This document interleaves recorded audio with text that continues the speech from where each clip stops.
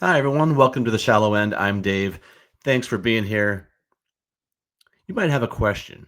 You might be looking at the title of this episode 2025 National Recap. And you might be asking, was it the National almost 2.5, 3 months ago? It's almost October. The National took place in July. And that would be the right question to ask. The next question to ask would be why? Why is it taking so long for this guy to get his national recap out? And the reason why, and it will become clear later on, is because of a card that I picked up there that was raw, that was waiting to get back to waiting to get some sort of a response from PSA before I could do the recap. Because overall, my experience at the National is very much contingent upon how this card did at PSA. So I'm just going to walk through it pretty quick. If you're listening to this, I will talk in detail. If you are watching it, I will be holding up pictures of the cards so you know what I'm doing here. First, some background. I went into the National, as I usually do, with a list of cards that I wanted, but it was a little bit more loose than normal. So when I went 2 years ago for the first time in 2023, I had this plan to get rid of my entire Nolan Arenado Topps Chrome Gold out of 50 run. And then last year in 2024 in Cleveland, my goal was to pick up a 1948-49 Leaf Jackie Robinson rookies. And I accomplished both goals in 2023 in Chicago, 2024 in Cleveland. But it was a little bit stressful because I was just, it was so rigid. I had to get this thing done. So I made a list of a bunch of cards that I wanted this year. A lot of baseball, some basketball. So I had two cards really at the top of the list that I was looking for, but it was still pretty loose. So I had about 20, 30 cards on there. But the top two were one was a 1948 Bowman Stan Musial, and the other was a 2016 Rittenhouse Breanna Stewart rookie card. So I was there for 2 days. I was there for Wednesday and Thursday. I did have a ticket for Friday and ended up not using it. I had some family in town, ended up leaving Friday morning instead of Friday evening, which was the original plan. I was really lucky to have two amazing roommates for the National. One was Greg, who was at Paper and Chrome. He's been on the show a couple of times. The other is Mark, who's at MJS Sports Cards. He's also been on the show a couple of times, and just could not have asked for better folks just to hang out with for a couple of days. Good dinners, good talks, good times, good all around. So I'm just going to get right to it, and I'm going to talk about the cards that I picked up. And overall, I picked up 8 cards at the National of varying degrees of cost and sport. So overall, I ended up finishing with 6 baseball cards and 2 basketball cards. So the first, I walk in, and everything that you heard about the lines being bad were true, but we got there early enough on Wednesday that we didn't get stuck in the lines. And I guess the lines didn't really get bad until Thursday. Anyway, we went in, went upstairs, got our wristbands, and then off we went, waited in line for a few minutes because we were there a few minutes early, and inside we went. And the first place that I went was John Brogie's table. He is a wonderful WNBA dealer, and I went there looking for the Breanna Stewart rookie, the 2016 Breanna Stewart rookie card. There wasn't one, not the one that I wanted anyway. I think there might have been an auto in there. I'm not really an auto person, and I didn't see the other card that I wanted. So, okay, whatever. But I did find this. And so my first pickup, I had 3 pickups on Wednesday, and I had 5 pickups on Thursday. The first pickup on Wednesday was a 2001 Fleer Ultra Lauren Jackson. So hopefully you can see that there. There you go.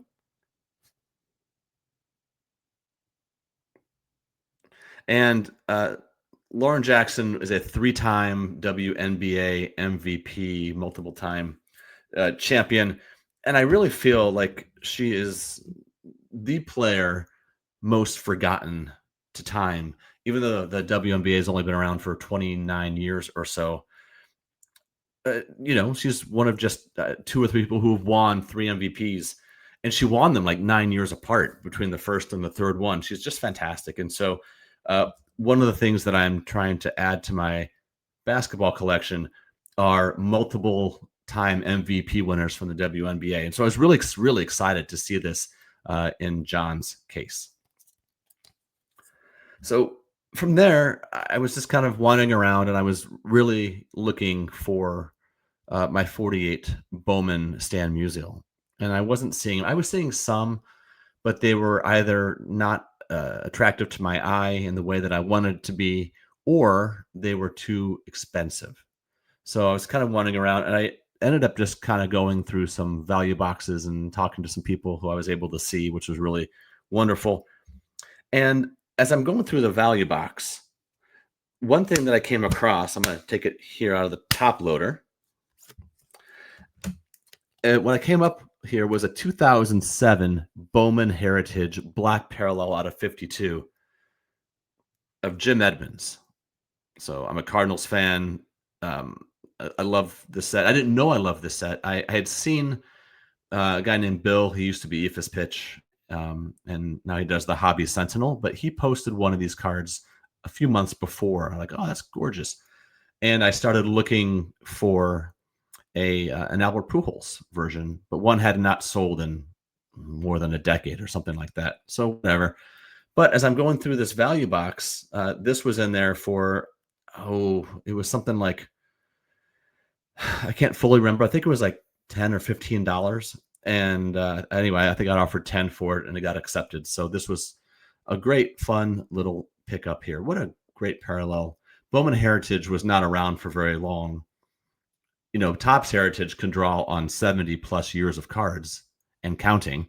But Bowman Heritage, there were only, I think there were only 8 years. It was 48 to 55 is when Bowman Prime was sort of around. And so there wasn't a lot. And so the set did not last for very long. And so this is one from 2007. From there, I was just still kind of going through boxes, and it was a great box.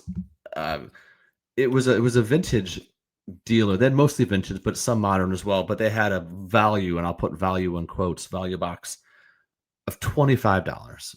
But they were all numbered cards, and they were not like modern number cards. We were not looking at like, Orange Flash out of $3.99 Panini cards, but these were numbered cards going back into the late 90s, and most were players I didn't care about. But I was just talking about Bowman Heritage, and I found this card, and I didn't know what it was. I'm going to show it here.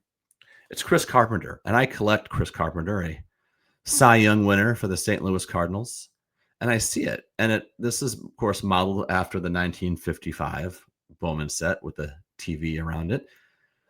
And I'm looking at it, and you can't really tell, but man, this card is busted up. It's really faded. If you look at it, if you really zoom in on it, you can see his face is kind of crusty. I'll see if I can put it up there. Kind of see it. And the whole card is faded. And I look at the back, and it's out of 25, and it's 25 out of 25. So you can see that there. But the thing is I love this because I have no idea what this card is. It's out of 25. It's from 2004 Bowman Heritage, but I just buy it. And it was listed for $25. I offered $15, hoping to pay $20 for it, but they accepted it. And that was great. So I able to get it for $15. I don't think they cared all that much. They had some serious heat in their case. And then I just went and I sat down for a minute trying to look up this card. And I know that there are more experienced collectors who know what this card is. I found out later, but I didn't know. It's a 2004 Bowman Heritage Mahogany out of 25. And apparently there's two things about this card that are interesting, this set or in this parallel. One is that it was really sought after. It was really sought after at the time. Like there were people really trying to collect all of these parallels. And then the other part of it is apparently they all go really bad. Like the surface of these cards, they fade and they get really faded. So it's natural for it to look like this. Anyway, I loved adding this to my Chris Carpenter PC. I thought that my Carpenter page in my binder was done, but I added this and then ended up pulling one out of there. And this is just nothing that I really expected. It was great. And that was it. And that was it for day one. So really, I had minimal damage to my wallet at this point. The first national I went to in 23, I was only there for a day. I got there early in the morning, and then actually that's not true. I got there the night of trade night, and then had a full day, but then left that day. And then last year, I made my big move for the Jackie Robinson like 30 to 45 minutes after I'd walked in. So I had 2 days of kind of just sitting around and looking at stuff because I'd already made my move for the Jackie. But this time was different because the Lauren Jackson was a little bit, but the other two were out of value boxes. So I still had the bulk of my resources there going into day two, which was a really kind of a cool and freeing feeling. And I thought at the time that I would be focused primarily on trying to find the 48 Bowman Musial the second day, largely because, there are only a few handful of booths that really had a lot of WNBA cards, and none of them had that Breanna Stewart. So it was going to be the Musial or bust. And that night, Mark and Greg and I went to Gibson's for dinner, which is, I guess, is the thing to do, and it was delicious. And then we kind of just turned in and thought, okay, let's kind of get there early. And so we get up the next day and we call an Uber because we were not staying at one of the hotels that were, adjacent to the convention center. We were, I don't know, about 2.5, 3 miles away. Anyway, we get dropped off, and for whatever reason, once again, we get really lucky and we get there before these ungodly lines happen. So we actually get in pretty quick, kind of just walk through the door and go up and get our wristbands wherever that was supposed to be. I think this time they just gave them to you in line as you were walking in. And so that's what we end up doing.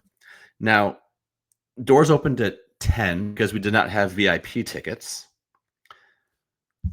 And so, people who had the VIP tickets, they went in at 9, and we were with the commoners going in an hour later. And as we are walking in, I don't know why I even had my phone out at this point, but not only did I have my phone out, but I had Instagram open, and I don't have my notifications on for Instagram. So, if Instagram's not open, I don't see messages or anything else until I happen to open it. But whatever reason I had it open. I'm going to pause right there and go back to tell you to set up what is happening here. So Wednesday night, I spent a lot of time in the lobby of the, I don't know, whatever it was, the Hilton or the Hyatt, sort of the big fancy one where a lot of people stay, and was hanging out with a group of people who collect basketball and a lot of WNBA collectors. And one of them is Carter, who is at MC Basketball Cards on Instagram, an incredible Asia Wilson collector, and he was on the show. Boy, a little more than a year ago, about a year and a half ago now. I did this Caitlin Clark mega podcast before she had played her first game in the WNBA, and he was one of the 3 guests that I had on then. So we knew each other a little bit, sort of virtually. We got a chance to talk there, and I told him I was looking for the Stewart, and he's like, "Oh, great card." And that was it. Fast forward now to Thursday morning. We're going in. I don't know why my phone's open. I'm, we're just walking in there. I don't know why IG is open, but I look down, and just then I get a message. And this is about 5 minutes after 10 or so. No, I take it back. I'm looking at it right now. It was at 9:45 a.m. on Thursday, on July 31st. He must have had the MVP. What do you call it? The VIP, the VIP ticket. Anyway, he sends me a DM. It says this: Booth 212. I feel like I remember you mentioning something about a Stewie last night, meaning a Breanna Stewart rookie card. Can't remember exactly what you were wanting. Anyway, he sends me this picture of a Breanna Stewart card, and it's booth 212. And so I didn't even know where that booth was. It's just a massive place. I'm kind of turning my map all different directions, trying to figure out where to go, looking at the ceiling at the banners that have the rows by number, by hundreds, by like 800, 700, 600, 1800, 200. And I did walk right by this booth on Wednesday, but I was looking, it was on the wrong side. It was almost like isolated from everything else. It was next to places to get water and food and across the aisle. And I walk up and there it is. And there's the Breanna Stewart rookie card. But I'm really fortunate. He's got a price tag on it that seems way too much at the time. And, but he only has 2 WNBA cards in his showcase, which tells me that he's not a WNBA dealer, and maybe I can get a pretty good deal on this card, not telling him that I probably would have paid full sticker just because I wanted it so badly. But we're talking, he was super friendly, really nice guy, and I'm asking about the story behind this card. Like, how did he get it? How long has he had it? He had this card, and he had a Jonquel Jones Rittenhouse rookie as well. And so he says that he picked it up almost a whole year earlier. He had bought somebody's collection out in Connecticut. Breanna Stewart played for UConn, so I guess maybe that was a collector. But he had the card for a year and could not sell it. He says he mostly just does shows, doesn't have a big eBay presence. And he acknowledged that he had probably had it priced too high and was trying to start to knock it down a little bit. So I'm looking at this thing and I look at the price and I say, I'm interested, but I mean, can you do any better on this price? And I think he was just so relieved to have somebody who was interested. He goes, yeah, I can do this. And he gives me a number. And it was like 20, 30% lower than what the cards were, going for on eBay, which was great. And I just said, sold. Thanks. I'll take it. We shook hands and I got one of my 2 major targets from the National, which was the 2016 Rittenhouse Breanna Stewart rookie card. And if you're looking at it, there it is. Really beautifully centered. I don't understand why it got knocked down. There might be a little bit of tilt to it. That could be why. It's definitely not a 10, but I don't understand why it would not be a 9. I don't really care. I'm glad that I got it because it saved me some money on the price, which is just lovely. So there we go. So that was how I kicked off day 2 at the National, and that was about 10 minutes into my experience, and that was great. From there, I just almost felt like I was playing with house money. I forget how I was talking to, but usually when I get one of the big cards I'm trying to acquire at a show, inevitably what happens after that is my adrenaline spikes and I start making what I would call aftershock purchases, which, first you have the big earthquake, but then this earthquake isn't quite over, right? There are these aftershocks that are hitting and you just want to keep feeling the rush and feeling the rush. And so I started getting more things. It's interesting that Friday, a Shallow End episode dropped, which I was talking to Robert, who is Bob Hosta Collection, and we were doing an episode weighing the merits of the 1958 Topps Hank Aaron against the 54 rookie, and how we both really liked the look of the 58 better, but sort of the pressures of the hobby would say that you should just save more and get the rookie. There's more return. It's more historic, but we really love the look of it. I'd been looking for one for a really long time, a 58, I should say, 58 Topps Hank Aaron. Really wanted it. Whenever I found one that I liked on eBay, it was priced too much. And whenever I found one in my price range, I didn't really like the way that it looked. And really, all I really wanted was for the green to be pretty strong. There's a green background on the 58 Aaron, and just reasonably centered. That's all I wanted. And I didn't really want it slabbed. I just wanted to put it in a binder, in a vintage page of my binder. Anyway, I go up and I find one, and it's really, really reasonably priced. But I can't help myself. It doesn't matter how reasonable a price is sometimes. I'm going to ask for more. And so it was a husband and wife team. The husband at this time was up on a ladder or a step stool. I don't know what he was doing. I think he was trying to adjust something with their booth. And so I was talking to the other person who was running the booth, and she's super nice. And I said, let me see that 58 Hank Aaron. And she says, okay. She takes it out, and it was raw and listed at uh, $80. No, I'm sorry. It was listed at $60, which is a pretty good price. And I'm holding it up now. So spoiler alert, I got it, but here's the card. And it was asking 60. And so I said, would you go 50? And she goes, yeah, probably so. Let me ask my husband. And she says, hey, this guy is offering 50 for this. And he just gets really irritated. I don't know if he acts like he's irritated at her. And then he acts like he's irritated at me. But I think he was really irritated at himself, because then he mumbles something about, oh, I knew I should have priced that card higher. Yeah, sure. Okay. And so I got it for $50. And so the same day that the episode came out about the 58 Topps Hank Aaron, I got my 58 Topps Hank Aaron. And isn't she a beauty? It is the white lettering, so it is the more affordable of the two compared to the yellow lettering on this with the name. And I love having this card. It's great. From there, I'm walking around, and I think, you know what? Let's see if I can find a 48 Bowman Stan Musial. Maybe like a low grade, high eye appeal one. Maybe I can get lucky and find one here. Funny thing happens. I find a booth where one is still a little too much, but I could probably make it work if I, moved something or whatever. And I'm looking at it, and a funny thing happens. Holding the card in person, I appreciated the history of the card. I just wasn't moved by the card.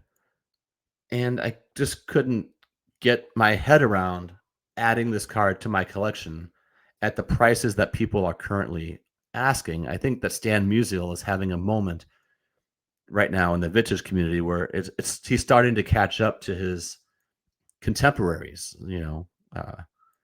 Aaron and Mays, and he's starting to catch up. I think people are realizing, like, wow, this guy was really good. I think part of the problem is he has no rookie card. He debuted around 43, 44. There were no real pack pulled sets at that point. So his first cards were 48 Leaf and the 48 Bowman, but it's not really a rookie card, right? It's just a first card. And I make the decision that I'm not going to get it. If you know what, maybe someday I will find a really affordable copy, but I'm not going to spend my money on it this trip. And that gives me a little playing around money. From there, I found I was looking for a 69 Topps Bob Gibson. And the reason why is I have a page in my binder in which I turn the cards around and I have the backs facing front.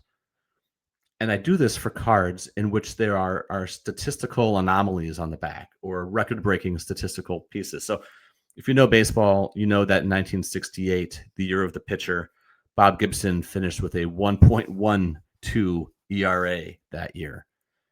And so I walked up to a booth and a vintage dealer that had just had stacks and stacks of 1960s cards, not quite rubber bands around him. He was taking better care than that, right? I said to him, do you have any 68 Bob Gibsons? And I'm looking for the worst one that you have. I want the lowest quality 69 Bob Gibson that you have. And he goes, low quality. And I said, yeah, I just want the card. I want to pay as little as possible. And he hands me a stack, and he's got like 8 of them in a stack. Sure enough, I find one, going through it. Here it is. It is off center. It's got some creases. You can't really see the creases. Not the biggest fan of late 60s baseball cards, but what I really wanted was the back, right? So there's the back. If you could zoom, you can see the 1.12 ERA there, which is just insane. And so when I got it back to my binder, I slid it in with the back facing front. There are 2 more cards to get. Number 8. And number 8 is the reason why this podcast is airing nearly in October, even though the National took place in July. I'm going to come back to it. I want to save that for the end because that's the biggest part of this. After I picked up card number 8, and yes, I'm being cryptic on purpose, I just have like this money burning a hole in my pocket. And I heard some people talk, and I know I've heard Mike Moynihan on his show talk before about how if he's bringing money to the National, he's spending that money at the National. And I had a little bit left.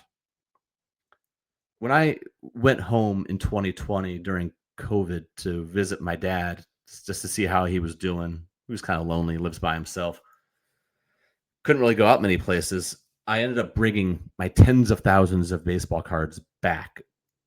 And I was not intending to get back into the hobby at this point. I was just intending to sell. I knew cards were starting to have a moment, and I thought I could sell these and make some money, which I did. And I also sent about 15 cards, 12 to 15 cards off for grading as I learned about grading, and I got it in just under the wire, meaning I got these 12 to 15 cards to PSA before the PSA shut down. So lucky, so lucky. So I got them back in, I don't know, like 4 to 6 weeks or whatever it was. And sure enough, they came back. One of the cards I got was my pack pull, the card that I pulled myself of my 1989 Upper Deck, Ken Griffey. Bought so many packs of that in 89 with my lawn mowing money. But just could not get the Griffey. And I finally got one, and I graded out, 30 years later as a PSA 7. Pretty nicely centered, I thought. I know I must have had some surface issues or whatever, and I sold it.